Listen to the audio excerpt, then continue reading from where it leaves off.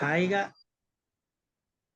మంచి బ్రహ్మాండంగా బాబా మనకి తెలియకుండానే జూన్ 1వ తారీఖుని ముహూర్తం పెట్టి బాబా ఇవాళ అద్భుతమైనటువంటి స్థవన మంజరి గురించి చెప్పాలి అనేటువంటి సంకల్పాన్ని బాబా ఇవ్వడం జరిగిందండి.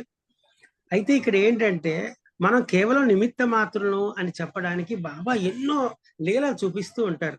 ఆ లీలలో ఒకటే ఈ స్థవన మంజరి యొక్క పారాయణ. మామూలుగా మనం ఈ ఐఏఎస్ఎస్ బిఎస్టి ఇంటర్నేషనల్ షిరిడి సాయి భక్త సేవా ట్రస్ట్ ద్వారా ఏం చేయాలని ఆలోచించినప్పుడు మనకి ఏదో మాటల సందర్భంలో మన వెంకటేశ్వరరావు గారని మన కోఆర్డినేటర్తో మాట్లాడినప్పుడు స్థవన మంజరి చదివితే బాగుంటుంది కదండి అని చిన్న సంకల్పాన్ని బాబా ఆయన ద్వారా, చిన్నది కాదు పెద్ద సంకల్పమే, ఆయన ద్వారా ఇప్పించడం జరిగింది. బాబా ఉపదేశాలక ఎప్పుడైనా సరే ప్రత్యక్షంగా కానీ పరోక్షంగా కానీ స్నేహితుడి ద్వారా కానీ బంధువు ద్వారా కానీ అలాగే ఫోను ద్వారా అయినా సరే బాబా మనకి ఉపదేశాలని పంపిస్తూనే ఉంటారండి. ఆ సందర్భంగా మొదలైంది. అవ్వాలి అవ్వంగానే నెక్స్ట్ డేన మన అప్పారావు గారు రాజమండ్రి నుంచి ఫోన్ చేసి ఏదో మాట్లాడుతుంటే అనుకోకుండా అనర్గళంగా స్థవన మంజరి గురించి మాట్లాడడం జరిగిందండి. ఏంటి నిన్న సంకల్పం రావడం ఏంటి, బాబా ఏం చేత చెప్పించడం ఏంటంటే అది చాలా మహత్తరమైందండి, అది చాలా గొప్పదని గంటన్నర సేపు మాట్లాడిన తర్వాత ఆహా బాబా ఈ విధంగా దీన్ని ఒక్కసారి మళ్ళీ దాన్ని ఇంకా మనకి నిర్ధారిస్తున్నాడు అని బాబా అనేటువంటి సంకల్పం వచ్చి సరే ఎలా చేద్దాం ఏం చేద్దాం అని చిన్న మీటింగ్ పెట్టి అందరం కూడా చేస్తే చెయ్యాలి అనేటువంటి అద్భుతమైనటువంటి అవకాశాన్ని బాబా మనకి ఇచ్చారు. సరే ఇంకా అప్పారావు గారిని రిక్వెస్ట్ చేసాం, సార్ నాకు ఒక్కడికే కాదండి మన వాళ్ళందరూ వస్తారు, అసలు స్థవన మంజరి యొక్క పారాయణ విశిష్టత ఏంటి, ప్రాధాన్యత ఏంటి, ఫలశ్రుతి ఏంటి, ఇవన్నీ మనం చెప్తే ఎంతో ఆనందంగా ఉంటుందండి.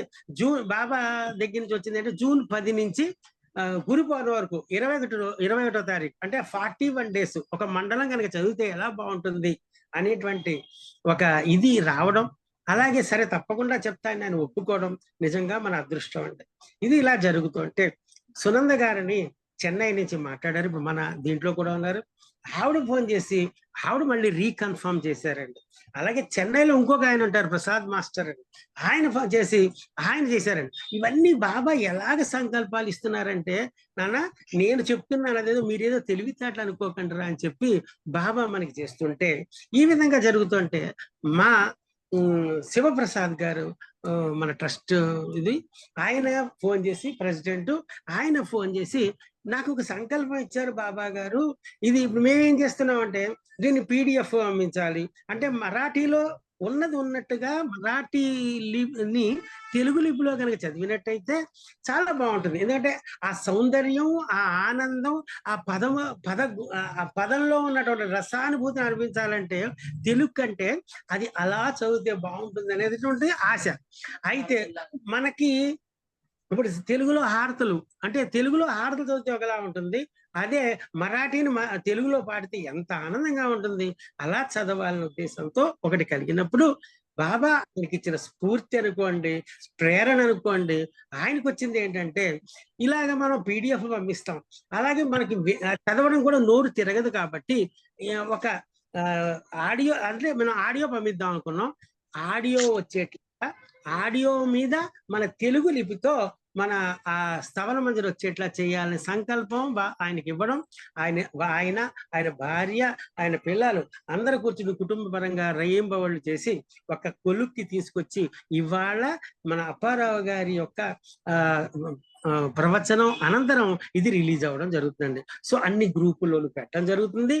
అలాగే బాబా దయ వల్ల అందరం కూడా ఆ వీడియో చూసుకుంటూ బాబాని దర్శనం చేసుకుంటూ మనం అది మన ఆనందాన్ని అనుభవిస్తూ అది వింటూ అలాగే మనం ఆ పడే లెటర్స్ చదువుకుంటూ హాయిగా మనం ఆనందంగా అన్ని విధాలా ఆనందపడచ్చు. మనస వాచ కర్మణ అన్నట్లాగా చేయడానికి అవకాశం ఉంటుంది. ఇది అయిన తర్వాత రిలీజ్ అవుతుంది.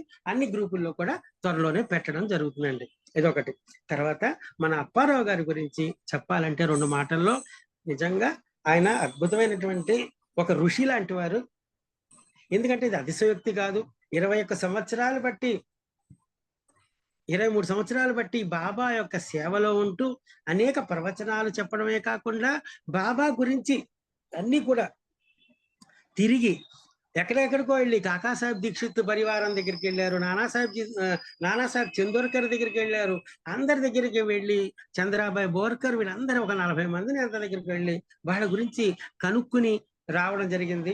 ఆయన రాజమహేంద్రవరంలో గోదావరి నది ప్రాంతంలో ఉంటూ గోదావరి నివాసి అయిన సాయిబాబా గురించి ఎంతో ప్రేమను వాళ్ళకి పోస్తూ, ఎంతో ప్రేమని ప్రేమిస్తూ ఆయన ఆనందంగా జీవితాన్ని గడుపుతూ ఆయన ఎన్నో ప్రవచనాలు పాల్గొనడం కాకుండా ఆయన ఏంటంటే ఈ స్థవన మంజరి గురించి కూడా అనేక చోట్లకు వెళ్ళడం. పేరూరు శర్మ గారని ఉంటారు, ఆయన మొట్టమొదటిసారిగా రాశారు. ఆయన యొక్క వారసులు కలిసి ఆ ఒరిజినల్ది ఆయన పట్టుకుని దానికోసం శ్రమించి ఎలాగైనా దీని గురించి తెలియాలి అందరికీ అనేటువంటి ఎంతో ఆయన కృషిని చేయడం జరిగిందండి. ఆయన రైల్వేస్ లో చేసి రిటైర్ అవ్వడం జరిగింది. అయితే ఆయన బాల్యము విద్యాభ్యాసం అంతా కూడా పవిత్ర గోదావరి నదీ తీరంలోనే ఉంటూ ఆయనని ముగించుకోవడం జరిగింది. నిజంగా ఆయన అద్భుతమైనటువంటి ఆనందకరంగా ఇవాళ స్థవన మంజరి గురించి చెప్పడం జరుగుతుందండి. నిజంగా ఆ గోదావరి నది ప్రాంతంలో ఉంటూ ఆ గోదావరి మాత తీర్థం తాగుతూ ఎంతో ఆనంద జీవితాన్ని అనిపిస్తున్న ఆయనకి మన స్వాగతం, సుస్వాగతం. మనందరి తరపున ఒకసారి కరతాళ ధ్వనులతో ఆయన్ని ఆహ్వానిద్దాం. ఆయన ఇప్పుడు మనకి స్థవన మంజరి గురించి ప్రాశస్యం ఏంటి, విశిష్టత ఏంటి, అలాగే మనకి దాని ఫలశ్రుతి ఏంటి, అవన్నీ కూడా మనం జరుగుతుంది.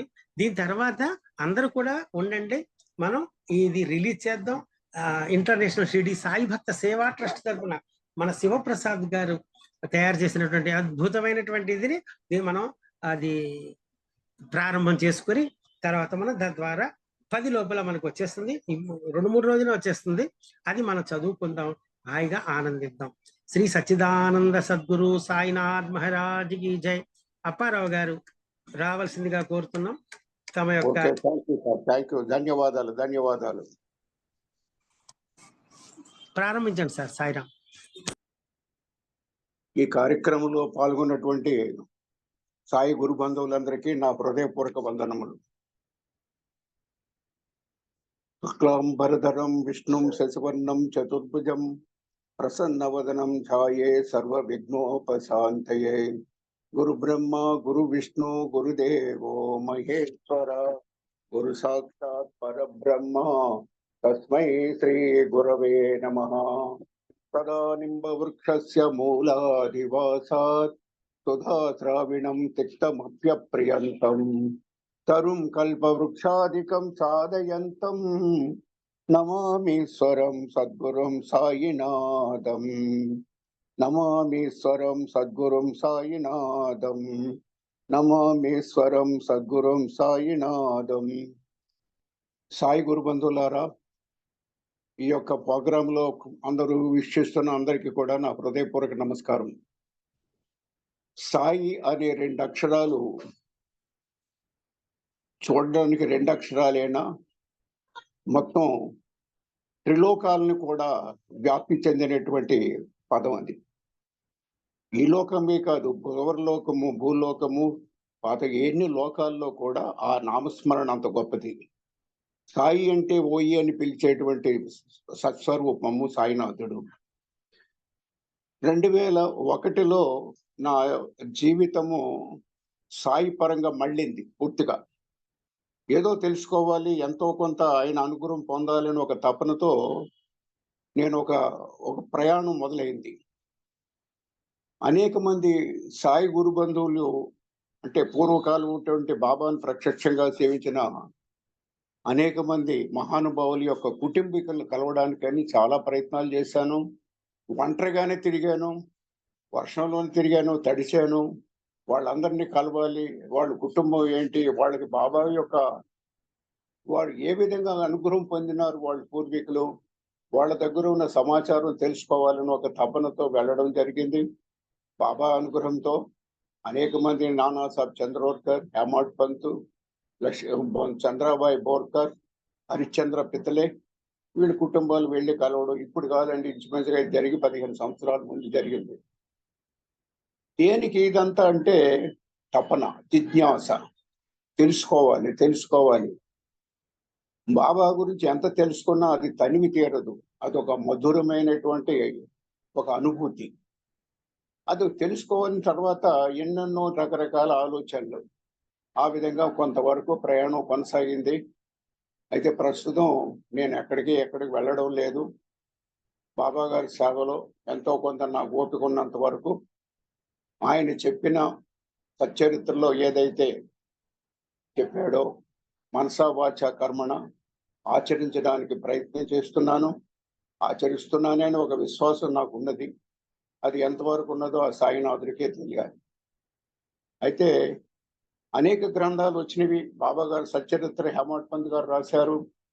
మనకి బాబా గారి హారతుల పుస్తకాలు వచ్చినవి. అలాగే అనేక మంది మహానుభావులు అనేక గ్రంథాలు రాశారు. అందరిలో కూడా మనకందరికీ కూడా విశేషమైనటువంటి ప్రాచుర్యం పొందింది హెచ్బిపి హరిభక్త పరాయణ శ్రీ దాసగణ్ మహారాజు గారు విరచిత సాయినాథ స్తవన మంజరి. అసలు ఈ పేరులోనే ఒక విచిత్రం ఉందండి. నేను మంజరి అంటే ఒక పువ్వుల గుర్తు. మనకి ఎక్కడ లేనటువంటి విషయము మనకి షిరిడి సంస్థానంలో ఇప్పుడు ఆ పువ్వుల గుర్తుని బుకేలో కొంచెం నిషేధించారు. పాత రోజుల్లో బయట ఆ పువ్వుల గుర్తుని తీసుకొని వెళ్ళి బాబా గారి పాదాలు ఉంచడం జరిగేది. అంటే ఈ పువ్వుల గుర్తు అనేది ఎందుకు పెట్టాడంటే బాబాని సేవిస్తున్నటువంటి అనేక మంది మహానుభావులు వాళ్ళందరూ కూడా సుమధురులని వాళ్ళ పరిమళాల్ని అంతా గుప్పించి బాబాకి పాదాలకు దగ్గర పెట్టారు వాళ్ళు. ఆ పరిమళాలతోటి వాళ్ళని బాబా యొక్క అనుగ్రహం పొందాలని ఒక ప్రయత్నం చేశారు వాళ్ళు. అందుకని బాబా యొక్క అనుగ్రహం పొందడానికని పూర్తిగా ఈ యొక్క దాసగఢ్ మహారాజు గారు రాసినటువంటి స్తవన మంజరి. ఈ స్తవన మంజరి ఇంచుమించుగా నేను 15 సంవత్సరాల ముందు మొట్టమొదటిసారిగా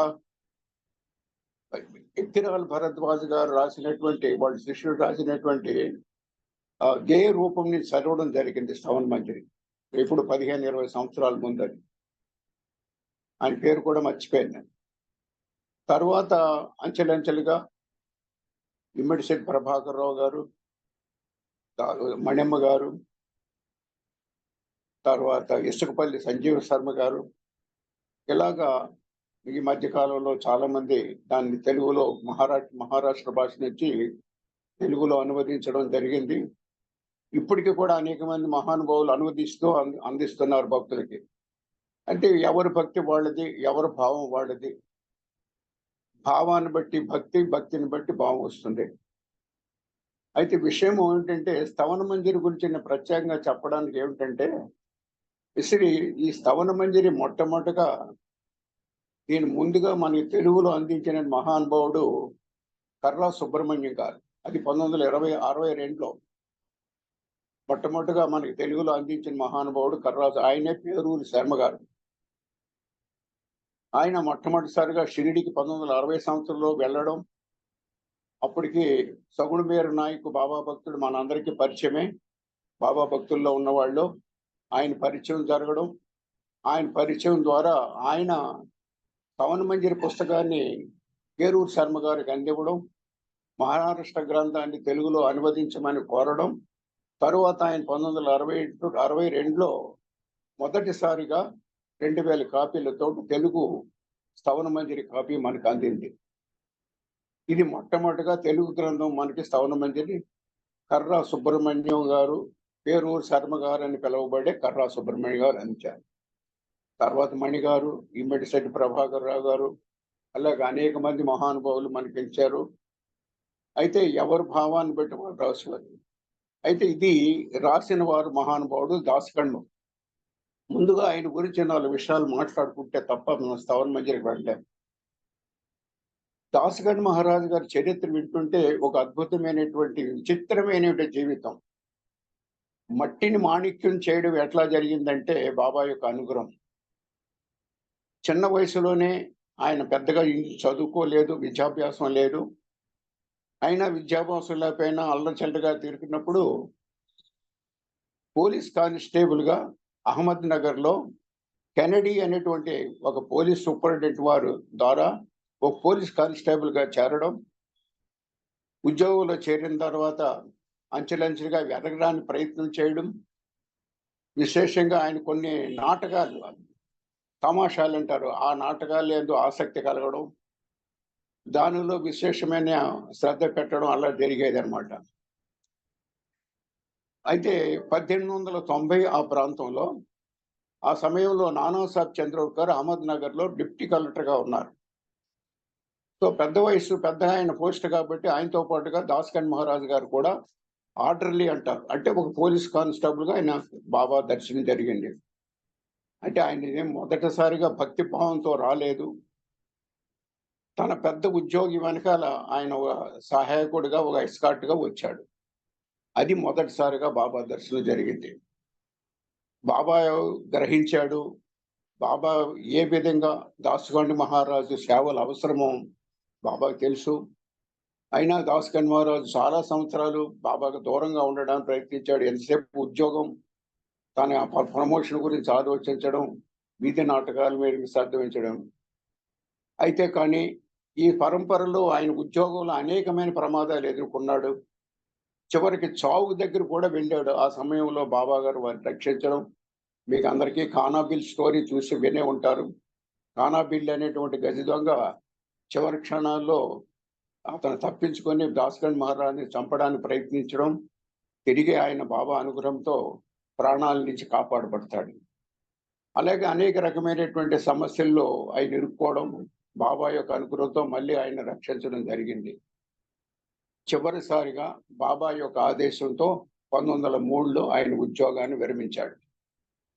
ఆయన విశేషంగా బాబా యొక్క సచ్చరిత్ర యొక్క లీలలు, బాబా యొక్క మహిమను మహారాష్ట్రలో అనేక ప్రదేశాల్లో హరికథల రూపంలో గానం చేసేవాడు. ఆయన చేసినటువంటి గానాల్ని, ఆ యొక్క కథలు ఎంత మధురంగా ఉండేయంటే ప్రజలు మైమరిచిపోయేవారు. గంటల తరబడి ఆ యొక్క గానాన్ని, కథలు వినిపించేవాడు ఆయన మహానుభావుడు. మనకి సచ్చరిత్ర 15వ అధ్యాయంలో చోల్కర్ కథలో కూడా దాస్‌గణ్ మహారాజు గారు హరికథ వినిపించడం మనకు కనిపిస్తుంది. ఆ విధంగా మహారాష్ట్ర అంతా కూడా, కొంకణ్ ప్రదేశంలో కూడా దాస్‌గణ్ మహారాజు గారు బాబా గురించి అనేక ప్రదేశాలు సందర్శించి ఆయన అనేక రకాలుగా బాబా విషయాలు చెప్పడం జరిగింది. ఆయన 3 గ్రంథాలు రాశాడు. సంత కథామృతము, భక్త లీలామృతం, సంత కథామృతం, భక్త సారామృతం అని 3 గ్రంథాలు రాశాడు. ఈ 3 గ్రంథాల్లో కూడా బాబా గారి గురించి 7 అధ్యాయాలు మనకి కనిపిస్తుందన్నమాట. కొన్ని కథలు రాసించాడు, కొన్ని ఆయన ఊహాగానంగా రాసాడు. బాబా యొక్క జన్మ రహస్యాన్ని కొంచెం ఏదో ఛేదించినట్టుగా కొన్ని సందర్భంలో రాసుకొచ్చాడు. ఆ విధంగా కొంత 3 గ్రంథాలు కూడా 7 అధ్యాయాల్లో బాబా గారి గురించి మనకు కొంత సమాచారం అందించాడు.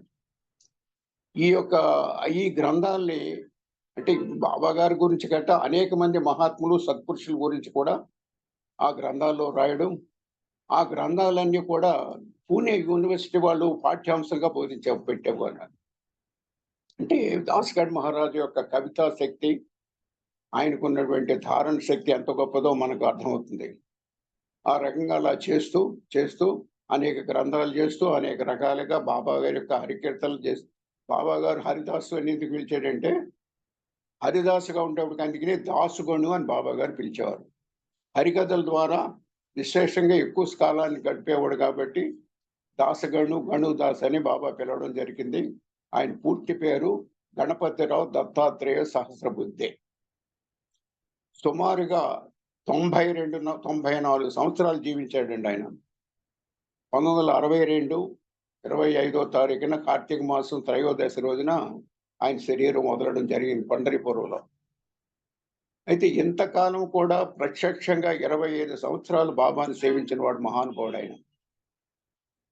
సరే, ఎప్పుడు కూడా ఆయన మనకి సచ్చరిత్రలో 3 సార్లు ఆయన బాబా యొక్క పాదాల నుండి బొటనవేలు నుంచి గంగాయములు పారడం, దాన్ని స్వీకరించడం, అలాగే ఆయనకి అనేకమైన సమస్యలు, సందేహాలు వచ్చినప్పుడు ఈశావాస్య ఉపనిషత్తు గురించి బాబాను అడగడం, బాబా దానికి సమాధానం ఏ విధంగా చెప్పారో మనందరికీ సచ్చరిత్ర చదివిన వాళ్ళు తెలుస్తుంది. అలాగా అనేక రకంగా ఆయన మన అనేక రకాలుగా సాహిత్యాన్ని అందించి మనల్ని అందరినీ ధన్యులు చేశాడు ఆ సాహిత్యం ద్వారా. ఎందుకంటే అంత గొప్ప సాహిత్యాన్ని రాసిన వాడు. అయితే స్తవన మంజరి రాయడానికి కారణం ఏంటి? ఇంతకన్నా గ్రంథాలు ఇంకేమన్నా ఉన్నాయంటే నా ఉద్దేశంలో దాని పేరు మహామహిమాన్వితమైన గ్రంథం, మహామహిమాన్వితమైన స్తోత్రరాజం. భగవంతుని స్తోత్రం చేయడం అనేక స్తోత్రాలు ఉన్నాయి మనకి. విష్ణు సహస్రనామం, లలితా సహస్రనామము, శివ సహస్రనామం అని.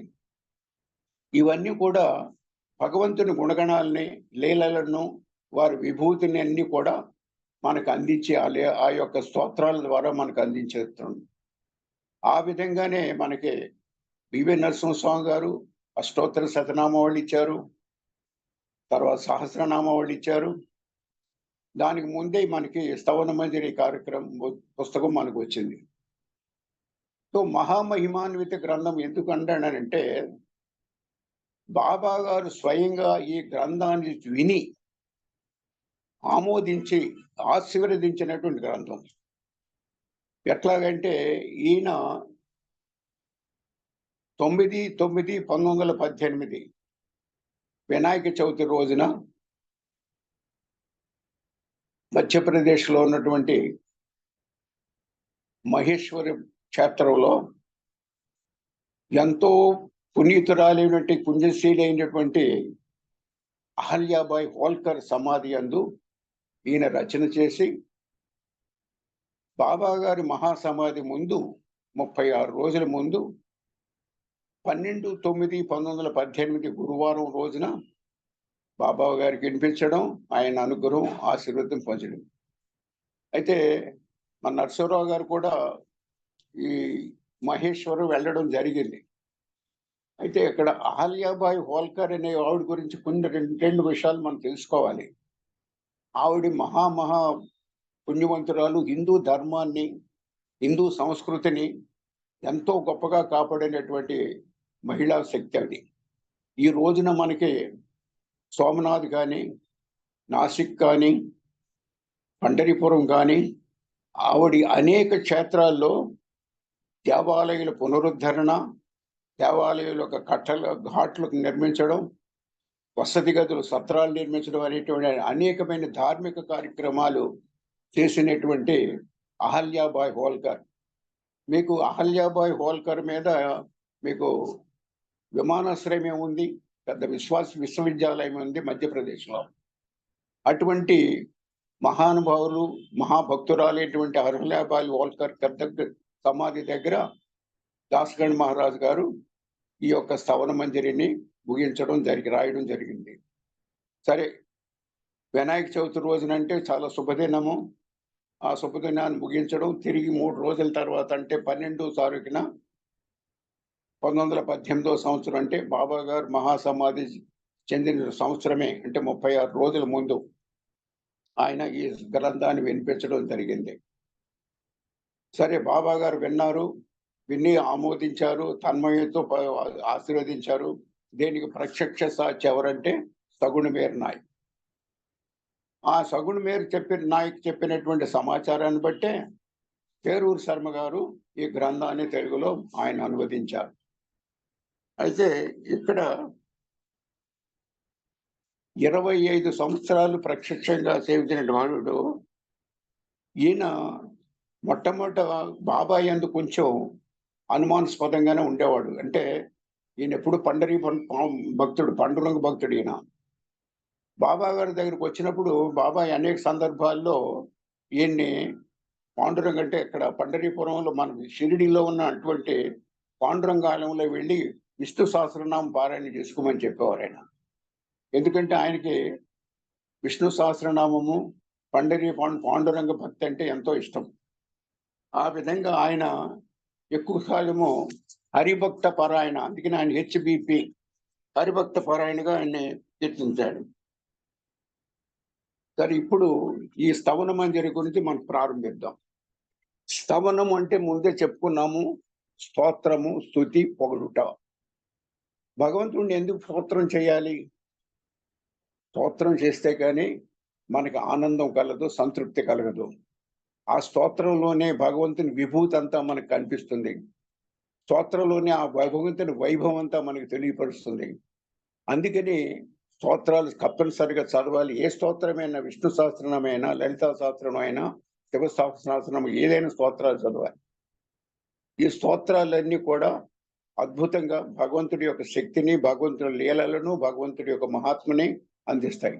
ఈ విధంగా బాబా గారి యందు తనకున్నటువంటి అనుభవాన్ని, ఏ విధంగా ఆయన అనుగ్రహం పొందాడు, ఆయన భక్తి ఏ విధంగా పండింది, ఎంతవరకు పండిందంటే, నాకు సవన మందిర్లో ఒక మాట నాకు చాలా ఆనందం కలిగింది. అద్భుతమైన ఆలోచన. సముద్రం ఉప్పు సున్నగిరి సముద్రాన్ని కూడా తియ్యగా మార్చగల శక్తి గలవాడు సాయినాథుడు అన్నాడు. అసలు అది అసాధ్యం. సముద్రం ఉప్పు నీరుని తియ్యగా మార్చగల శక్తి ఉంది బాబా అంటాడు స్తోత్రంలో. అది ఎంత గొప్ప విషయం అండి అది. ఎక్కడైనా మనం చదవలేదు, వినలేదు. అంటే దాసగణ్ మహారాజు గారి యొక్క మదిలో ఆయన భక్తి పరంపర ఎంత గొప్పగా పెరిగిందంటే, ఆ యొక్క శ్లోకాన్ని, అంటే మనం ఈయన రాసింది అభంగాల్లో రాశాడు. మహారాష్ట్రలో అభంగాలు, శ్లోకవ అభంగాలు, ఓవీలు అంటారు. ఆ యొక్క భాషలో రాయడం జరిగింది. 163 శ్లోకాల్లో అభంగాల్లో రాశాడు. అందులోనే ఈ మాట అనేటప్పటికీ నాకు చాలా అనేక సార్లు ఆ ప్రత్యేకంగా ఆ పదాన్ని నేను పదే పదే అనుకునేవాడిని. ఎంత గొప్ప శక్తి బాబాది! ఎంత ఆయన శక్తికి అసలు కొలమానం లేదు. దానికి పరిమాణం కూడా ఇంతని చెప్పడానికి లేదు. అనంత తులాతే కసేరే స్తవవే అనంత తులాతే కసేరే నమావే అనంత ముఖాంచ శినేశాషగాథ. స్వామి, నిన్ను 1000 నోళ్ళు కూడా నీ యొక్క స్తోత్రాన్ని మేము చేయలేము. ఆదిశేషుడే నిన్ను స్తోత్రించలేక మోగపోయాడు, అలసిపోయాడు అన్నారు. ముఖ్యంగా బాబా గారి గురించి రెండు పాటలు పాడారండి. साई रहम नजर करना, बच्चों का पालन करना, साई रहम नजर करना, बच्चों का पालन करना, जाना तुमने जगत पसारा, सब ही झूठ जमाना, जाना तुमने जगत पसारा, जब ही झूठ जमाना, साई रहम नजर करना, बच्चों का पालन करना, साई रहम गरन करना. అంటే సాయి అంటే ఆయన రాసినవి రెండు పాటలండి హిందీలో. అది కాకడ హారతిలో మనం వినిపిస్తాం. ఆయన మరొక పాట రాశాడు ఆయన మహారాష్ట్రలో. అంటే ఆ పాట ముఖ్యంగా బాబా గారు ప్రతిరోజు శ్రావణ ఉత్సవంలో ఈ పాటను ఆయన ప్రత్యేకంగా అక్కడ ఒక బాబా గారి భక్తుడి చేతి పాడించుకునేవాడు ఆయన. అంటే దాసగణ్ మహారాజు గారు రాసినటువంటి పాటలు కానీ, సాహిత్యం కానీ ఎంతో బాబా గారు ఇష్టపడేవాడు. ఈ పాటను పదే పదే ఆయన అక్కడ చావడిలో నిద్రించినప్పుడు పాడించుకునేవారట. సాయి రహం నజర్ కర్నా అన్నది. సరే, ఇప్పుడు మనకి సాయి స్తవన మంజరి గురించి వద్దాం. 163 శ్లోకాల్లో ముందున్న దేవతాస్తుతి, అంటే ముఖ్యంగా మనం ఏ కార్యక్రమం ప్రారంభించినా విఘ్నేశ్వరుని ప్రార్థనతో మొదలెడతాం. తర్వాత సరస్వతి, ఎందుకంటే ఆవిడ మనకి వాక్కునిచ్చినటువంటి తల్లి. తర్వాత మనకున్నటువంటి పరమేశ్వరుడు, పండరీనాథుడు. అలాగే శ్లోకాల్లో 12 శ్లోకాలు అభంగాల దాకా దేవతాస్తుతిని చేశాడు ఎవరు? దాసగణ్ మహారాజ్ గారు. 12వ శ్లోకాన్ని నుంచి బాబా గారు స్తోత్రం మొదలెట్టాడు. అవి శ్లోకాలు కాదండి, ఆణిముత్యాలు. ఆ ఆణిముత్యాలు ఎందుకంటే ఒకదాని మించిన ఒకటి ఆ భావం తెలుసుకుంటే, ఆ భావాన్ని తెలుసుకొని పారాయణ చేస్తే, అందుకనే పెద్దలు ఏమంటారంటే ఏ గ్రంథం పారాయణ చేసినా అర్థము తెలుసుకొని పారాయణ చేయండి. భావం తెలుసుకుంటే తప్ప ఆ పారాయణ, ఆ గ్రంథంలో ఉన్న మాధుర్యం మనకు అందదు. ఆ భావాన్ని మనం తెలుసుకోలేనప్పుడు అది ఎన్నిసార్లు చెందినా మనకు ఆ మాధుర్యం మనకు అందదు. సో ఆ విధంగా ఆ స్థవన మంజరిలో ఉన్నటువంటి 163 శ్లోకాలు కూడా ఆణిముత్యాలే. అందులో ప్రార్థనాష్టకమని 8 శ్లోకాలు రాశాడు ఆయన. శాంత చిత్త మహాబ్రహ్మ అంటే బాబాని ఎంత పొగిడాడండి ఆయన ఆ 8 శ్లోకాల్లో. అంటే నీ ఏదైనా సృష్టి అంతా నీ రూపంలోనే ఉన్నది. నీకు ఏమి ఇవ్వగలను? నీవు ఇవ్వాలంటే ఈ సృష్టి అంతా నీదే. ఒక పండు ఇవ్వాలన్నా, ఒక కాయ ఇవ్వాలన్నా, ఒక ఆకు ఇవ్వాలన్నా కూడా ఆ నీ సృష్టిలోనే భాగము. అంటే నేనే సృష్టి స్థితి లయకారుడు. నా వలనే ఈ సృష్టి అంతా జరుగుతుందని బాబా మనకు సత్యత్తులో చెప్పింది దాసగణ్ మహారాజు గారు శ్రవణ మందిర్లో పుట్టించాడు. మరొక విషయం అంటే ఆయన సృష్టికర్తగాను మీకు సచ్చరిత్రలో మొదటి అధ్యాయంలో వస్తుంది. ఆయన సృష్టికర్తగాను నిత్య నిర్మలుడుగాను. బాబా గారు ఎవరంటే ఆయనే బ్రహ్మ, ఆయనే విష్ణు, ఆయనే పరమేశ్వరుడు.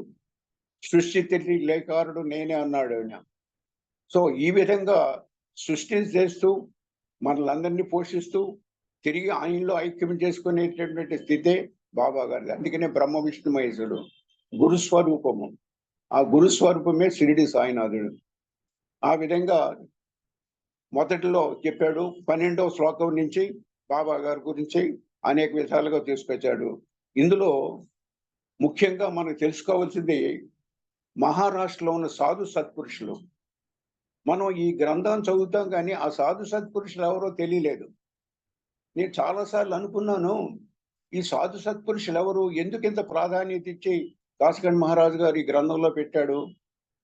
వీళ్ళ గురించి ఎక్కడ మనం తెలుసుకునే విషయం అంటే అనేక మంది రాశారు కానీ వీళ్ళ గురించి పెద్దగా మరి ఎక్కడ నాకు కనిపించలే.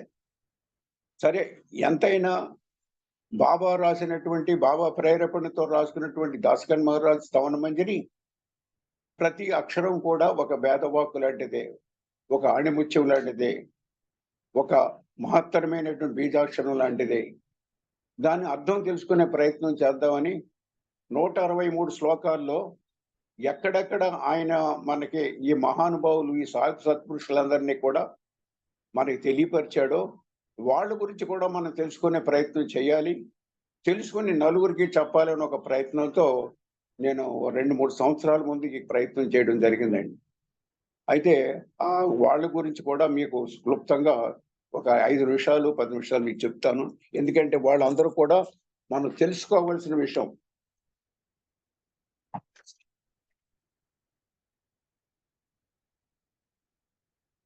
మొదటి శ్లోకంలో శ్రవణ మంజరి పుస్తకాలు మీరు ఉంటే చూడండి దయచేసి. మీ పుస్తకం ఎదురుగుంటా పెట్టుకుంటే నేను చెప్పిన విషయాలు మీకు వెంటనే దాని అర్థం తెలుస్తుంది. మొదటి శ్లోకంలో మయూరేశ్వర అన్నాడు. అంటే మీకు మహారాష్ట్రలో అష్టగణపతులు ఉన్నారు. ఆ అష్టగణపతిలో ఒక ఆయన మయూర్ అని ఆయన ఒక గణపతి. మోరేశ్వరిని ఒక గణపతి స్వరూపము మహారాష్ట్రలో మనకు కనపడుతుంది. గణపతికి సంబోధన మయూరేశ్వర అంటే. మోరేశ్వరి వికల్ప పదం అంటే మోరేశ్వరి అన్న పదానికి వికల్పం. అది మరొక అర్థం ఏంటి? విజ్ఞానమూర్తి అని. అంటే మయూరేశ్వర అంటే సాధారణంగా అంటే మనం నెమలి వాహనుడు సుబ్రహ్మణ్య స్వామి అనుకుంటాం. కానీ మహారాష్ట్రలో మోరేశ్వరి అని ఒక స్వామి ఉన్నారు. గణపతికి ఒక నామంతో ఒక విగ్రహం ఉంది, ఒక గుడి ఉంది. దాన్ని సంబోధించాడు. 2వ శ్లోకంలో గణములు అంటే కైలాసం నుండే భక్తులు, శివగణాలు, శివభక్తులు. ఈ శివభక్తులకి గణేశుడు ప్రభు అందువల్ల ఆ పదాలు చెప్పాడు. శాస్త్రములంటే పవిత్రమైన గ్రంథములు. బాలచంద్ర అని ఒక పదం ఉంది శ్లోకంలో. బాలచంద్ర అంటే మహాజ్ఞాని. 3వ శ్లోకంలో వాగ్విలాసిని అంటే శబ్ద సృష్టికి రాణిని. సరస్వతి దేవికి మరొక నామం. వాగేశ్వరి సరస్వతి దేవికి మరొక నామం. అలాగే 7వ శ్లోకంలో చక్రపాణి. ఈ పదాలన్నీ కూడా మనకు శ్రవణ మంజరిలో కనబడతాయి. చక్రపాణి అంటే సుదర్శన చక్రాన్ని ధరించిన వాడు. 9వ శ్లోకంలో పంచవక్త శివుని యొక్క స్తోత్రం చేశాడు దాసగన్ మహారాజ్.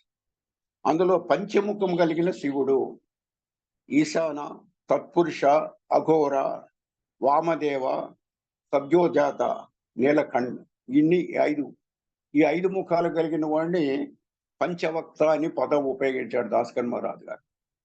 అలాగే నీలకంఠ నీలి రంగు కలిగిన కంఠం గలవాడు. తర్వాత కపాలధారి అంటే కపాలధారి ఎవరు? శివుడు. విగత జీవులైన మానవుల కపాలమును మెడలో హారముగా ధరించేవాడు. దిగంబర దుక్కులనే వస్త్రముగా కలిగిన వాడు. 10వ శ్లోకంలో దూర్జటి అంటే శరమును కేశములకు జడలుగా కలిగిన వాడు. ఈయనకి శివునికి మరో పేరు. 12వ శ్లోకంలో ఆత్రిసుతుడు అంటే అత్రి కుమారుడు దత్తాత్రేయ స్వామి.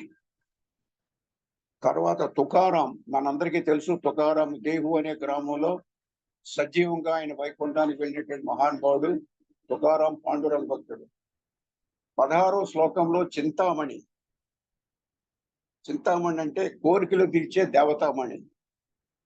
14వ శ్లోకంలో మదనాంతకుడు అంటే మదనుని మన్మధుని నాశనం చేసి.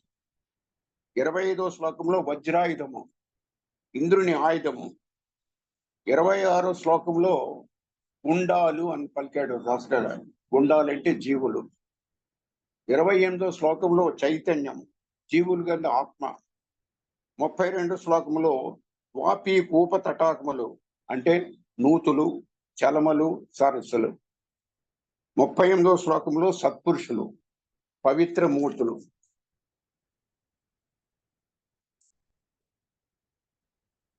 45వ శ్లోకంలో సనక సనందనాదులు, వీరందరూ బ్రహ్మమానస పుత్రులండి. 46వ శ్లోకంలో నారదుడు, ఈయన కూడా బ్రహ్మమానస పుత్రుడే. కలహప్రయత్నము, వాక్పత్రుని కలిగినవాడు. ఉపనిషత్తుల్లోను, పురాణాల్లోను, ఇతిహాసాల్లో నారదుని కథలు బహుళంగా వస్తాయి. తుంబురుడు గంధర్వుడు, సంగీతంలో ప్రవీణుడు. పరమశివుని ఢమరుకనాథము జన్మించి సంగీతాన్ని విశ్వవ్యాప్తి చేసిన వానిగా ప్రత్యాడు.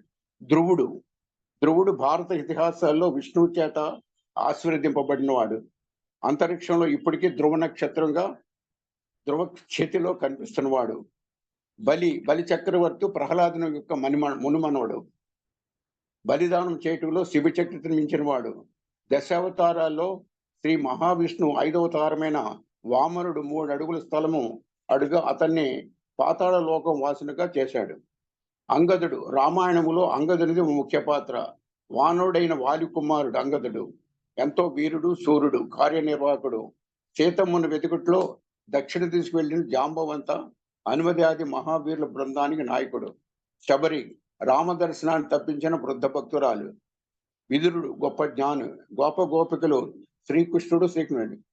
పరుశువేది ఇనుమును తాకినచో బంగారంగా మార్చును. కామదేవును కోరిన వస్తువులు ఇచ్చేటి గోపు. చింతామణి కోరిన కోరికలు చేసే దేవతామణి. ఇప్పుడు మహా సత్పురుషుల గురించి మనం చెప్పాడు ఆయన. మచ్చిందర్. ఈ మచ్చిందర్ ఎవరంటే కలియుగ ప్రారంభంలో విష్ణువు చేత ఆజ్ఞాపడిన 9 నమనాథుల్లో ఈయన ఒకరండి.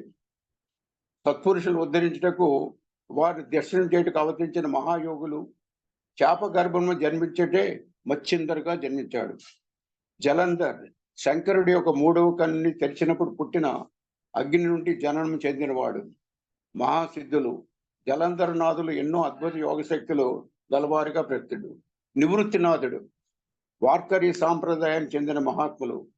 సంత జ్ఞానేశ్వర్ మహారాజుకు సోదరులు. గురువులు నివృత్తినాథులు సమాధి నాసిక్ నగర త్రయం ప్రేక్షకులు కలదు. జ్ఞానేశ్వర్ మహారాజ్ 13వ శతాబ్ది మరాఠీ మహాత్ముడు. ఆయన పాండురంగ భక్తుడు.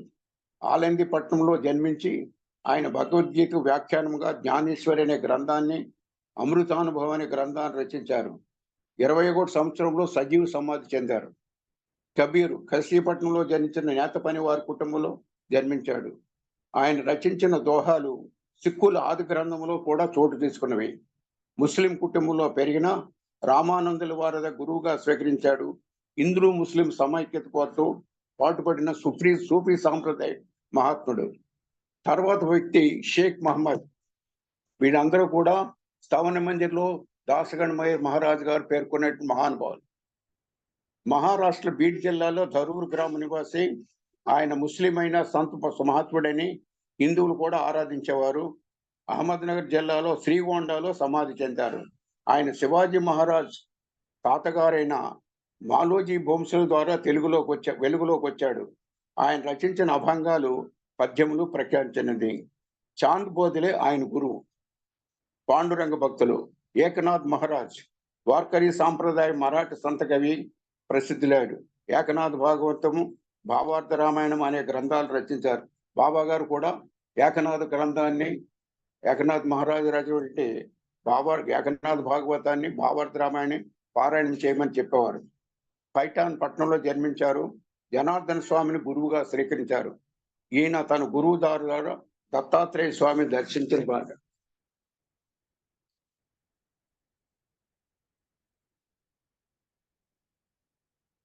తర్వాత దామన్గావ్ నివాసి మాన్కోజీ బోధల.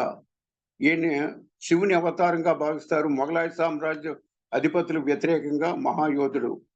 జరిగిన వినాశానికి పరివర్తనం చెంది అనన్య భక్తి వారి నుంచి పాండురంగ భక్తుడయ్యాడు. ఈయనకు దత్త సాక్షారం కలిగింది.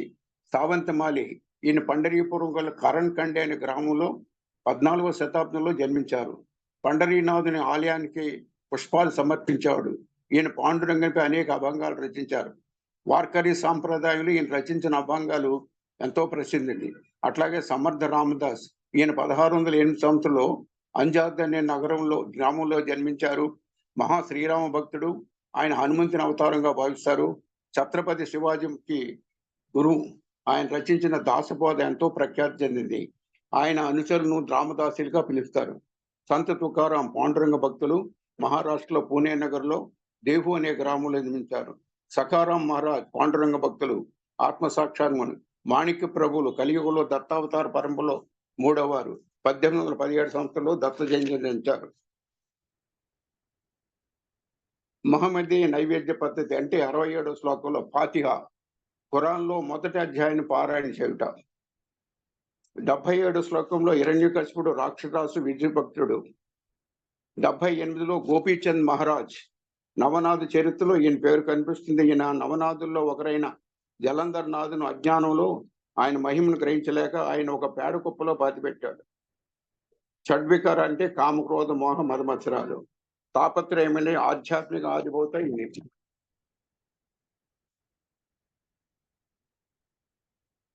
సంత సక్కుబాయి పాండురంగ భక్తురాలు. భక్తికి మెచ్చి పాండురంగుడు సక్కుబాయి అత్తగారింట్లో సక్కుబాయి రూపంలో ఉండి అన్ని సేవలు చేసేది. షిరిడిలో నూనె వర్తకులు మసీదు చెల్లించడం కావలసిన తిరస్కరించడం బాబా నీటితో దీపాలు వెలిగించి అద్భుతమైన ఒక లీలను కనిపించారు. పరహంస ఉత్తమ పదాన్ని జనీసం మలయగిరి ఉత్తర మైసూరు ప్రాంతంలో గడిచింది. ఈ విధంగా మనం శ్రవణ మందిరంలో వచ్చినటువంటి మహా సత్పురుషులు, యోగులు, వాళ్ళ గురించి తెలుసుకోవడం మనకు అవసరం. ఎందుకంటే బాబా గారు కూడా మనకి ఎందుకు ఈ విషయం చెప్తారు. తుకారాం గారు అభంగాలు కాకడ హారతిలో పాడుతున్నప్పుడు, జ్ఞానేశ్వర్ మహారాజు గారు అభంగాలు పాడుతున్నప్పుడు ఆయన నిల్చొని చేతులు చూడి నమస్కరించేవాడు. అంటే ఆ మహా సత్పురుషులకి మహాత్ములు ఎందు బాబా అంటే అంత గౌరవం. సో అంతటి మహానుభావులను మనం కూడా వారు ఈ యొక్క విషయాలు తెలుసుకోవడం అవసరం. కాబట్టి నేను ఈ యొక్క విషయ సేకరణ చేసి పెట్టాను.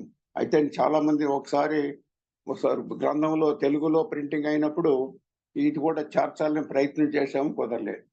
ఇది శ్రవణ మంజరి. చివరిగా మనం ఇంకొక విషయం ఏంటంటే తెలుసుకోవాల్సింది, ఇది మహిమాన్విత గ్రంథము అని రాశారు బాబా గారు. ఇది దాస్కన్ మహారాజ్ గారు.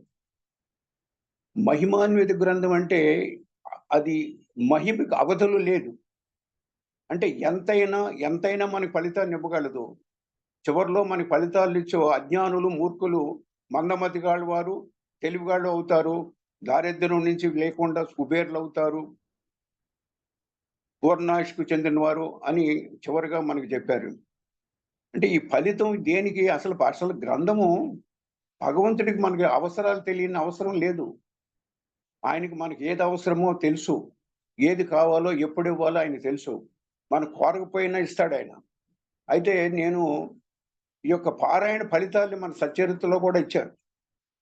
పారాయణ ఫలితం ఇవ్వడంలో ఏంటంటే, చదవలేని వాళ్ళకి ఒక ఉత్సాహం కలిగించడానికి ఫలితం అంటూ ఉంటే ఎవరైనా పారాయణ చేస్తారు. ఆ ఫలితాన్ని ప్రతి గ్రంథంలో ఉన్నాయండి.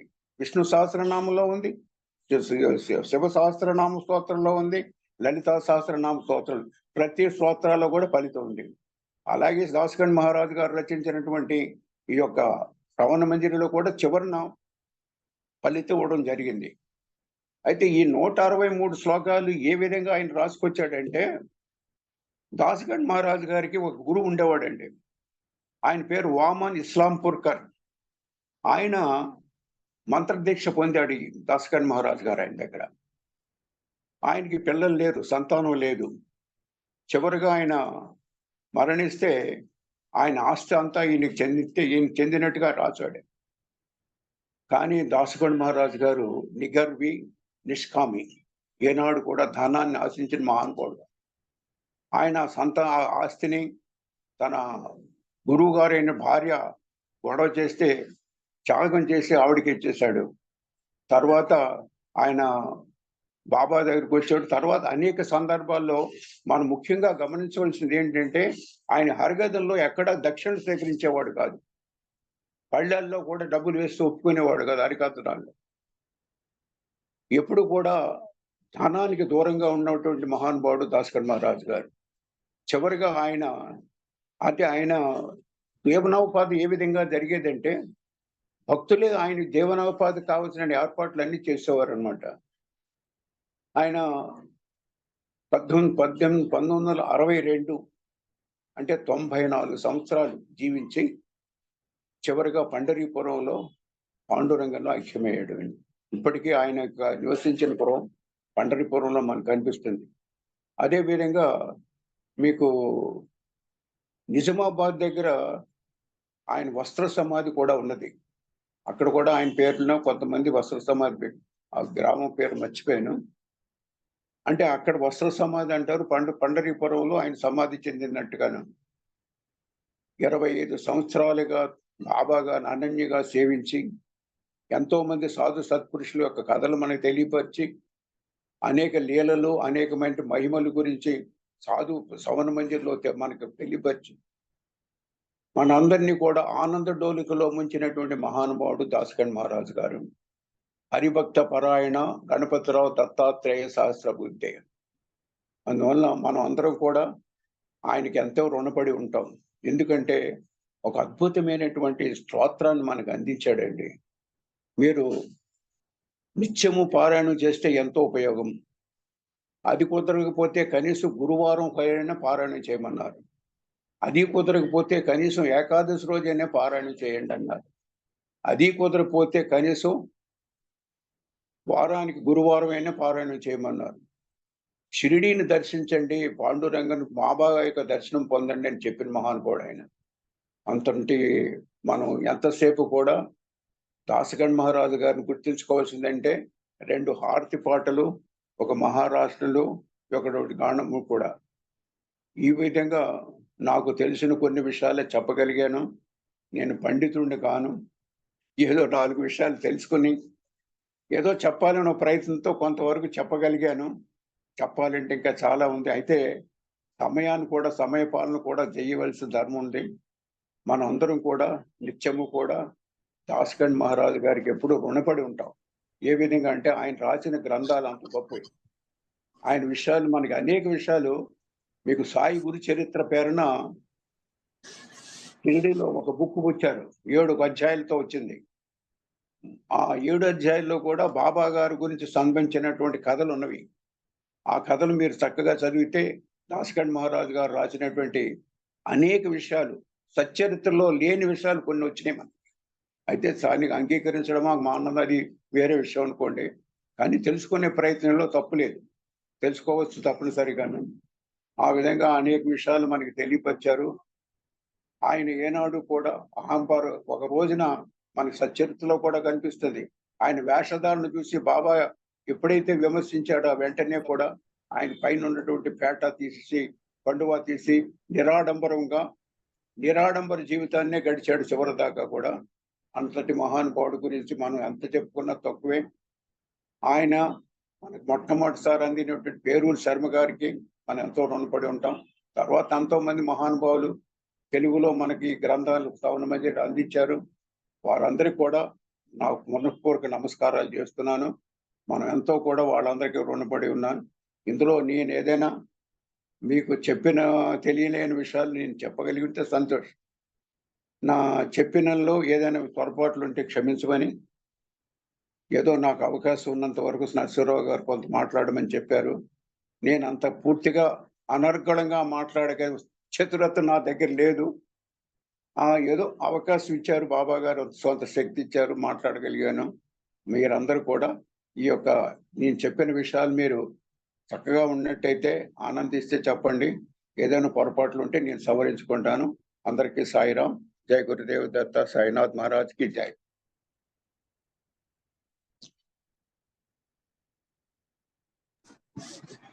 సాయిరామ్ అండి, చాలా కృతజ్ఞతలు.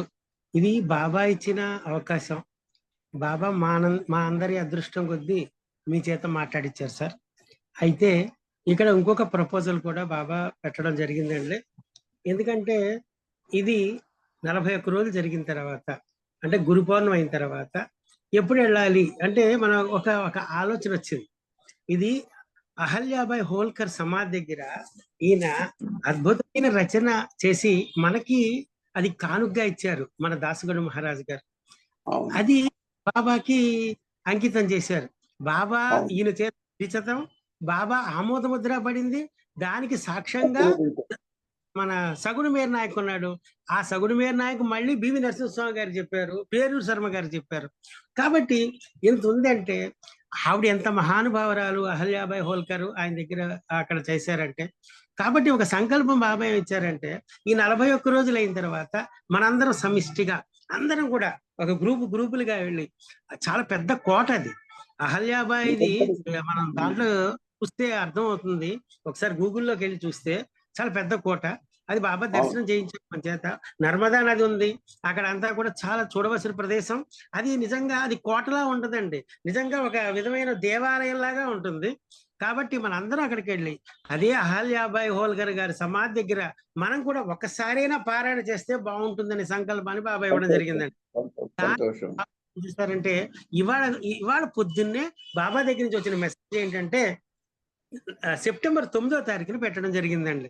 అది ఎందుకంటే అది రచన జరిగింది కూడా 9వ తారీఖు నుంచి 12వ తారీఖు. ఇప్పుడే మీ దగ్గర నుంచి అది వెలువడింది. ఆ మాటలు బాబా మీ దగ్గర నుంచి పెట్టారు. బాబా పొద్దున్నే సెప్టెంబర్ 9వ తారీఖున అందరం అక్కడ చేరుకోవాలి. ఎలా వస్తారో కొంతమంది ఫ్లైట్ లో రావచ్చు, రైల్లో రావచ్చు, బై రోడ్డు రావచ్చు, బాబా ఇష్టం. కొంతమంది గ్రూపులుగా వెళదాం అక్కడికి బాబా దయతలిస్తే. వెళ్ళి అక్కడ అహల్యాబాయి హోల్కర్ గారి సమాధి దగ్గర మళ్ళీ అక్కడ మనం ఒకసారి కనుక ఆ పారాయణ చేస్తే చాలా బాగుంటుందని మన ఉద్దేశం. ఇంకొకటి ఏంటంటే అందరం కలిసి వెళ్దాం. ఎవరైతే వింటున్నామో, ఎవరైతే చదువుతున్నారో మాక్సిమం వీలున్న వాళ్ళందరూ వెళ్దాం. ఇది అన్ని గ్రూపుల్లోకి వెళ్తుంది. హాయిగా ఆనందంగా మనం పారాయణ చేద్దాం. ఇది నోరు తిరగదని ఇదని అనుకోక్కర్లేదు. ఎందుకంటే అది ఇవాళ మనకి శుభదినం కింద మనకి బాబా అది ఇవ్వడం జరిగిందండి. ఎందుకంటే ఇదివరకు వచ్చినా కూడా నోరు తిరగదని చాలా మంది పెట్టారు. కానీ కొంతమందికి ఫోన్ చేస్తుంటే నాకు ఎప్పటి నుంచో చదవమని చెప్తున్నారండి, కానీ అది చదవలేకపోతున్నా, కానీ బాబా యొక్క మెసేజ్ కింద చేసుకుని వాళ్ళని చదువుతామని చాలా మంది చెప్పారండి. అలాగే దీనికి ఫలశ్రుతి కూడా కొంతమంది ఇప్పుడు జరుగుతున్నది. మా వాళ్ళకి క్యాన్సర్ వచ్చిందండి, అది చదివితే తగ్గిపోయిందండి అని ఎంతో మంది చెప్తున్నారండి. నిజంగా అంటే దాసగణ మహారాజు రాసింది అప్రూవ్డ్ బై బాబా కాబట్టి దానికి అంత శుభమే జరుగుతుందండి. దాంట్లో నిస్సందేహంగా మనం అది శుభ్రంగా చదివితే మనకి ఎంత ఆనందంగా ఉంటుంది. దాని యొక్క పరంపరలో బాబా ఇచ్చిన ఒక మంచి అద్భుతమైన సంకల్పం ఏంటంటే మా శివప్రసాద్ గారికి ఒక ఇంజెక్ట్ చేశారు బాబా. అదేంటంటే మన పీడిఎఫ్ ఇందాక ఒకసారి చెప్పుకున్నాం, మళ్ళీ చెప్తున్నాం. ఆ పీడిఎఫ్ పెట్టి చదవడం అంత కష్టమని అక్కడ మనం ఏంటంటే నోరు తిరగదు కాబట్టి అది వింటూ ఉంటాం, చెవుల ద్వారా వింటాం, నోటి ద్వారా మనం చదువుకోవడానికి.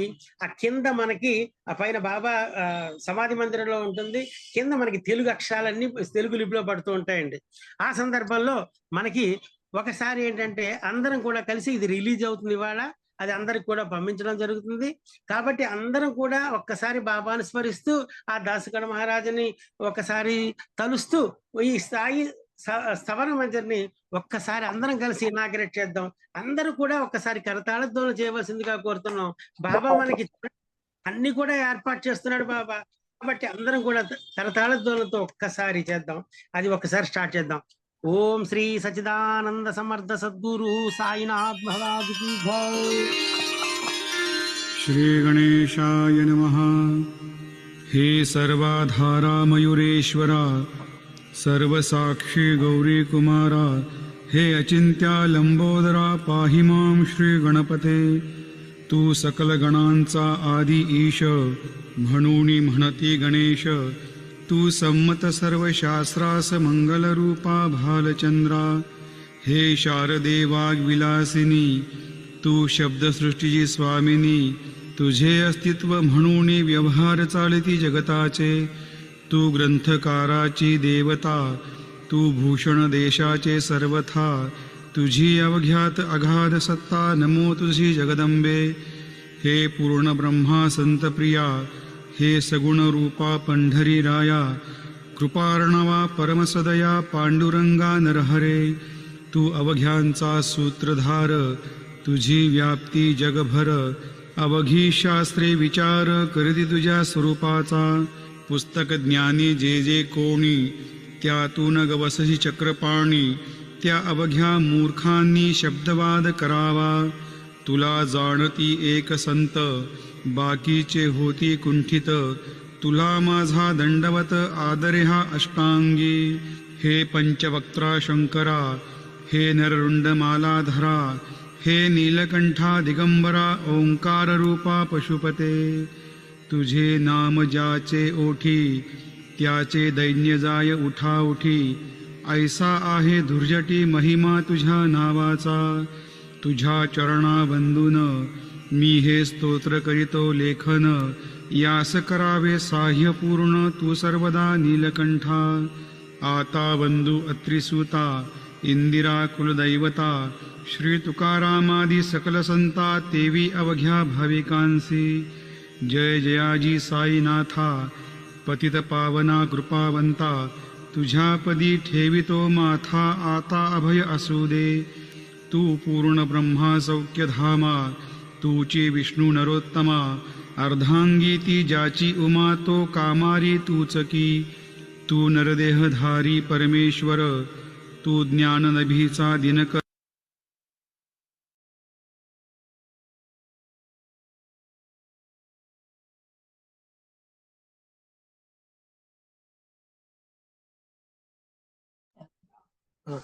సాయిరామ్ అండి, సాయిరామ్. చాలా అద్భుతం అండి.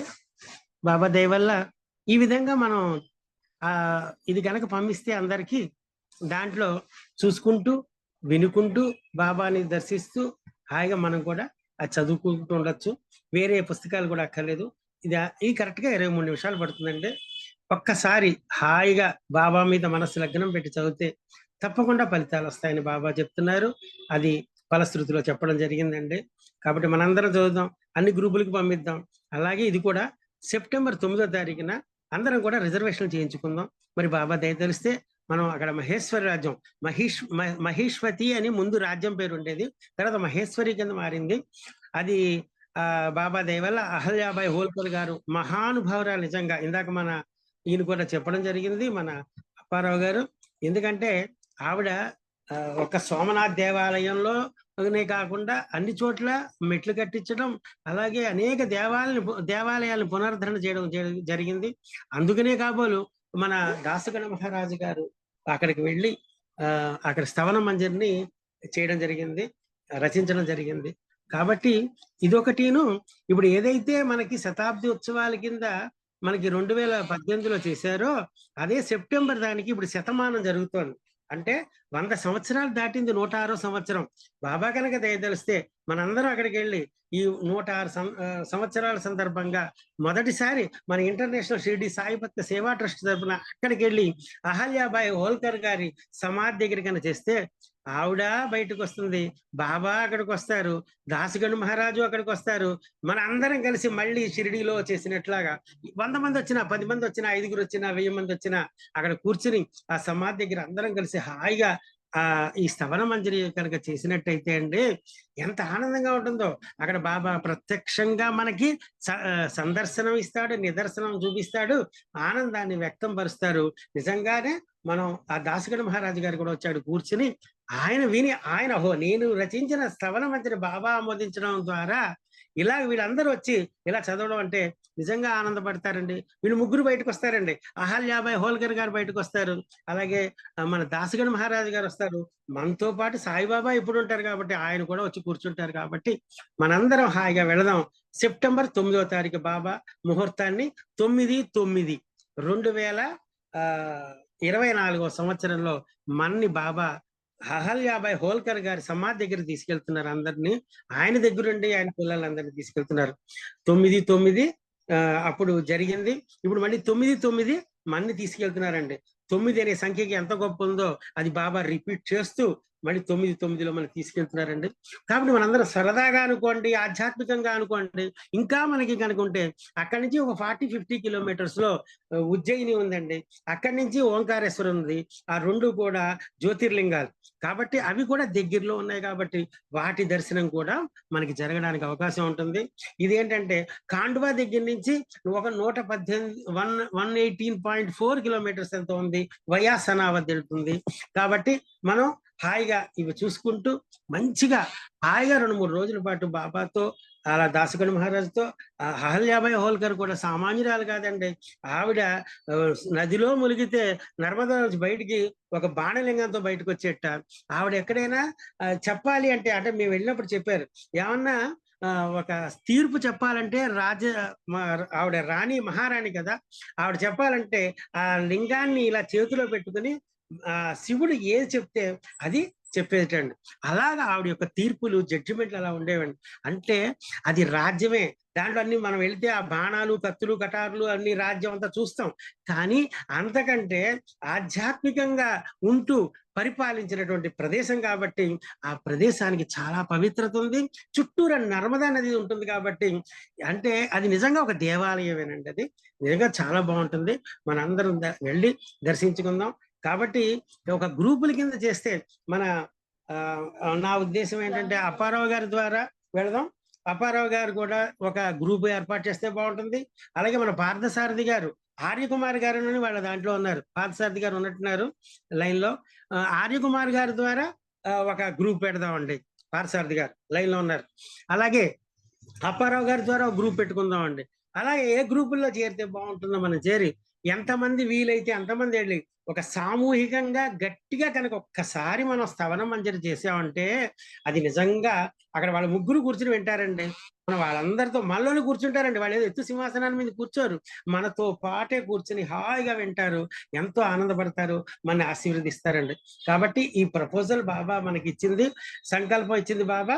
ఈ ముహూర్తం సెప్టెంబర్ 9 చేయాలి. ఎప్పుడు చేయాలా గురు పౌర్ణమిగా లేదా గురు పౌర్ణమి తర్వాత అని అనుకుంటున్నాం. కానీ ఇవాళ ఇచ్చిన బాబా మెసేజ్ మనకి సెప్టెంబర్ 9వ తారీఖున అక్కడ చేయమని వచ్చిందండి. కాబట్టి ఇది ఒక మహాసంకల్పంగా బాబా అప్రూవ్డ్. మనకి అప్పుడు స్తవన మంజరిని బాబా అప్రూవ్ చేసినట్లాగా మన స్తవన మంజరి పారాయణని కూడా బాబా అప్రూవ్ చేస్తూ మీరందరూ రండి నాయనలారా, అక్కడికి వెళ్దాం రా, మనం ఆ స్తవన మంజరి పారాయణ చేద్దాం రా అని బాబా యొక్క సంకల్పం ఇవాళ నిర్ణయించడం జరిగింది. ఇవాళ కూడా హనుమత్ జయంతి. ఆ శుభ సందర్భంలో ఆంజనేయ స్వామి వారి ఒక శక్తిని కూడా పుంజుకుని మనందరం కూడా రేపు 10వ తారీఖు నుంచి మొదలు పెడతాం. ఇంకేమైనా డౌట్స్ ఉంటే అడగచ్చు. మనందరికి కూడా ఇప్పుడు చూపించినటువంటి ఎలా ఉందంటే ఎంత క్లియర్ గా కనిపిస్తున్నాయంటే అక్షరాలు బ్రహ్మాండంగా అది వింటూ ఇలా ఓ గణేశ అన్ని శుభ్ర బ్రహ్మాండంగా కనిపిస్తున్నాయండి. హాయిగా చదువుకోవచ్చు. ఇవి అన్ని గ్రూపుల్లో పెట్టడం జరుగుతుంది, అందరికీ పంపించడం జరుగుతుంది. కాబట్టి అదంతా ఇది అయిపోయిన తర్వాత కూడా హాయిగా చదువుకునేవాడు చదువుకోవచ్చు. ఈ అద్భుతమైనటువంటి సంకల్పాన్ని ఇచ్చింది బాబా, ఇది నడిపించేది బాబా. ఇది మనల్ని దగ్గరుండి ఈ ఇంటర్నేషనల్ షిరిడి సాయి భక్తి సేవా ట్రస్ట్ ద్వారా ఈ విధంగా ఒక యాత్రను కూడా బాబా తయారు చేశారండి. బాబాకి తెలుసండి ఎప్పుడు ఎక్కడ ఎవరిని పంపించాలో బాబాకి తెలుసండి. అందుకనే దాసుగణు మహారాజు నేను వెళ్తాను బాబా, పండరీపురం వెళ్తానంటే ఇక్కడ లేదా అని ఇందాక ఈయన చెప్పినట్లాగా ఆ గంగా గోదావరి ఆ గంగా ఈ ప్రయాగలోంచి వచ్చినట్లా అలాగా కాలి బట్టల వేళ్ళలోంచి వస్తే అప్పటికప్పుడు దాసుగణు మహారాజు గారు ఆసుగుగా ఎంత బాగా రచించారోనండి. అది అప్పటికప్పుడు ఒక పాట పాడారు. అది అలాగా మనకు కూడా వెళ్ళండి, మహేశ్వరి వెళ్ళండి. ఎందుకంటే ఆవిడ పుణ్యాత్మరాలు స్థవన మంజరి అక్కడ చేయడం ద్వారా బాబా ఇంకా పుణ్యాన్ని అక్కడ సంతరింపజేశారు. ఆ ప్రదేశానికి మనకి వెళ్ళమని చెప్తున్నారండి. కాబట్టి ఇంకా మనకి 2-3 నెలలు ఉంది కాబట్టి జూన్, జూలై, ఆగస్టు మనకి ఈజీగా టికెట్లు దొరుకుతాయి. హాయిగా అందరం కూడా ట్రైన్లో వెళదాం. ఆ ట్రైన్లో కూడా మన అందరం కలిసి హాయిగా బాబా గురించి మాట్లాడుకుంటూ అలాగే సత్సంగాలు చేసుకుంటూ ఒక 20 గంటలు ఎంత ఉంటుంది అనుకుంటా ప్రయాణం కాండువాకి ఇక్కడికి. బ్రహ్మాండంగా హాయిగా పగలు రాత్రి బాబా నామస్మరణ చేసుకుంటూ హారతులు చేసుకుంటూ బ్రహ్మాండంగా.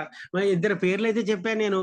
ఒకటి అప్పారావు గారు సారథ్యం, ఒకటి రెండోది మన పార్థసారథి గారి ఫ్రెండ్ అయినటువంటి ఆర్య కుమార్ గారు అండి. ప్రత్యేకించి చెప్తున్నాను, వీళ్ళిద్దరిని కూడా మనం చేసుకుని ఎక్కడో ఒక 2 గ్రూపుల ద్వారా ఎలాగోలాగ వెళ్ళి సెప్టెంబర్ 9వ తారీఖున ఇంకా మన నాగమల్లేశ్వరరావు గారు ఉన్నారు, అలాగే మిగతా వాళ్ళందరూ ఉన్నారు మచిలీపట్నం నుంచి, అలాగే చాలా మంది ఉన్నారు. అందరూ కూడా గ్రూపుల కింద తయారై ఎలాగైనా పరుగుల మీద మనం వెళ్ళాలి. ఎక్కడికి? మహేశ్వరి రాజ్యానికి వెళ్ళి అక్కడ బాబాని దర్శనం చేసుకోవాలి. అలాగే స్థవన మంజరి పారాయణ చేయాలనే ఉద్దేశంతో జరుగుతోందండి. నిజంగా మీరందరూ వచ్చిన వాళ్ళందరూ ఓపికతో విన్నారు, చాలా సంతోషం. కాబట్టి అందరూ ఎవరైతే కొంచెం కండక్ట్ చేస్తారో వాళ్ళు కొంచెం ముందుకు రండి, మనం మాట్లాడుకుందాం 2-3 గ్రూపులుగా. అది వాళ్ళకి కలుపుదాం ఎవరైతే వస్తారో. ఆల్రెడీ మనకి నెల్లూరు నుంచి నిన్న ఫోన్ చేసి మీరు 2 టికెట్లు అంటే మేము ఎవరితో కలుపుతారో కలపండి, మేము తప్పకుండా వస్తామని అప్పుడే మనకి వార్తలు వస్తున్నాయండి. ఇదంతా బాబా చేసేటువంటి కార్యక్రమే తప్ప మనది ఏం కాదండి. మనం నిమిత్త మాత్రం అండి, అదృష్టవంతులు అండి మనందరం కూడా. ఎందుకంటే చెప్పేది చేసేదంత బాబాయనండి. మన శివప్రసాద్ గారు కూడా మాట్లాడతారంటండి ఒకసారి. మాట్లాడదు ఒక్క నిమిషం. కాబట్టి అందరూ కూడా మనం తప్పకుండా వెళ్ళడానికి ప్రయత్నం చేద్దాం.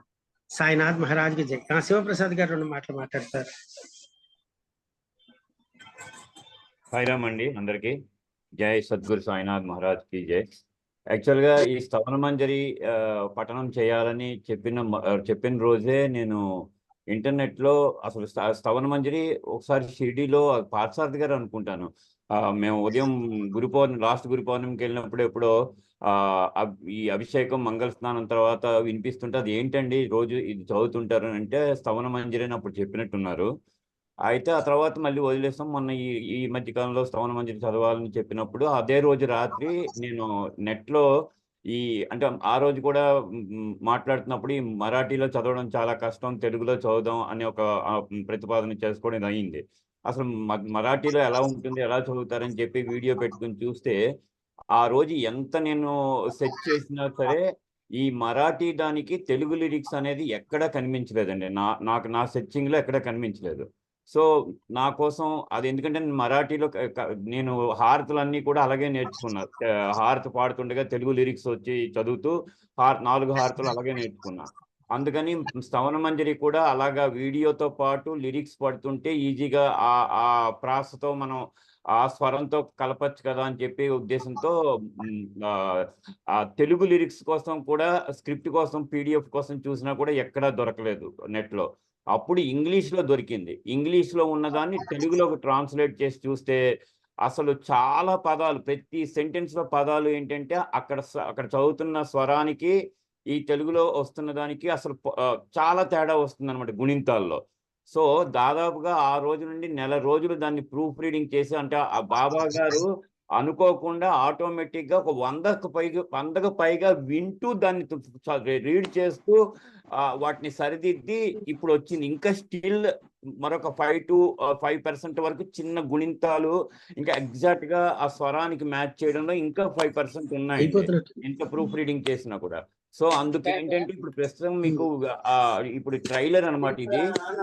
దాని మీద మీకు ఒక బ్యాక్ ని వాటర్ మార్క్ కూడా వస్తుంది. థర్స్డే కల్లా ఫుల్ వెర్షన్ కంప్లీట్లీ, అంటే దీనికి కొంత ఖర్చు కూడా పెట్టాల్సి ఉంటుంది. వాటర్ మార్క్ రాకుండా అఫీషియల్ వీడియో కింద రిలీజ్ చేయాలంటే ఒక లైసెన్స్ కూడా కొనాల్సి వస్తుంది.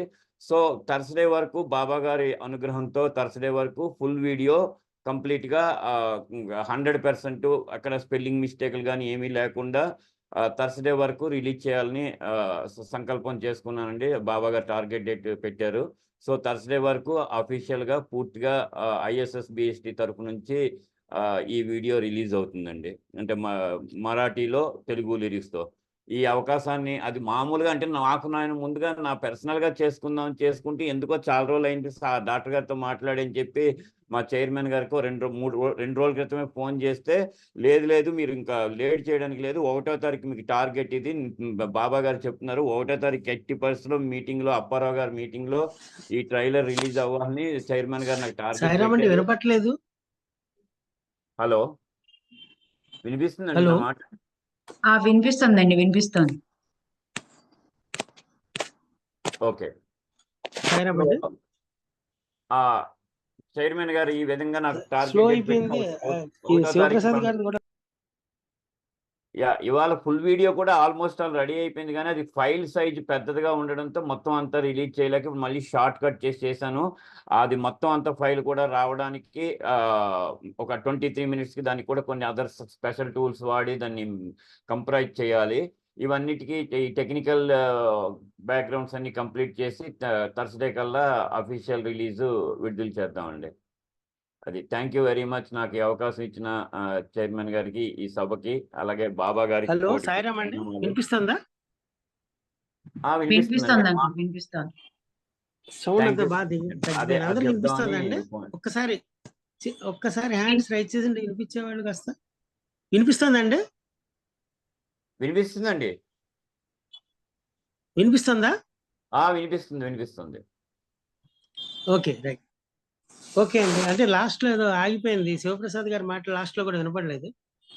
ఓకే, అదే అంటే చాలా సంతోషం అండి. మనందరం వినిపిస్తుంది కదా? ఫైన్. వినిపిస్తుందండి. మనందరం కూడా దీనికోసం ప్రయత్నం చేద్దాం బాబా దయ వల్ల. అందరూ